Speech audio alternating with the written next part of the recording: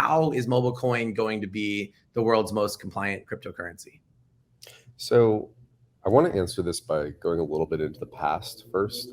So the first thing that I want to note is that at the beginning of the internet, there was this period of time where you sent a credit card number over email.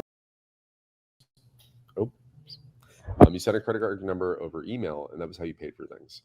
And the line was actually unencrypted completely, so anybody who was monitoring your internet connection could just see the text of your emails, and that made it very unsafe for people to transact over the internet.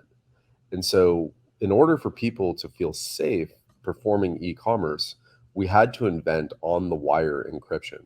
We had to invent the ability to send a credit card number over the internet without an eavesdropper being able to observe it.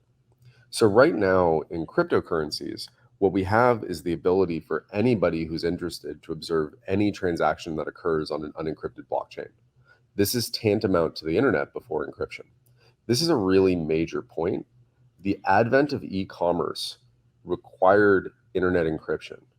The advent of blockchain commerce to really use the blockchain for real world transactions requires encryption.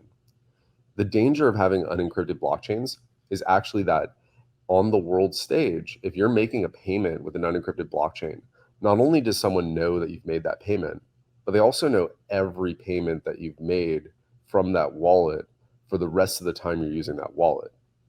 Even worse, if you're paying a barista at Starbucks, they know you're at Starbucks right now.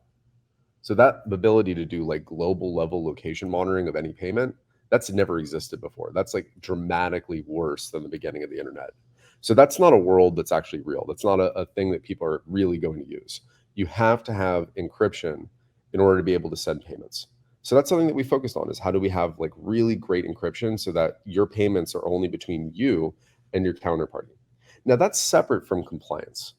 So compliance means if you are a business and you're interacting with an individual, you may have obligations around reporting.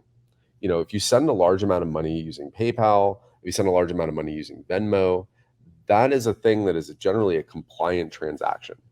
And so those businesses that are routing those payments have an obligation. That's very different from peer-to-peer payments. In peer-to-peer payments, your obligations are mostly around tax reporting, at least in the United States. And so the compliance burden is actually on the business to know who they're transacting with and how much is being transacted. And the great news is that MobileCoin allows us to have both of these things. You get to have the best encryption, great end-to-end encryption, so your payments are safe. And at the same time, businesses can comply with the law. And I think this sort of ability to have both these things is a really distinct, valuable thing.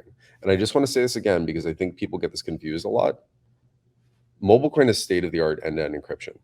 It is the kind of encryption that will enable blockchain commerce at scale. At the same time, if a user wants to prove that they sent a payment to a business, they can prove unequivocally that they sent a payment, which is what businesses need to comply with the law.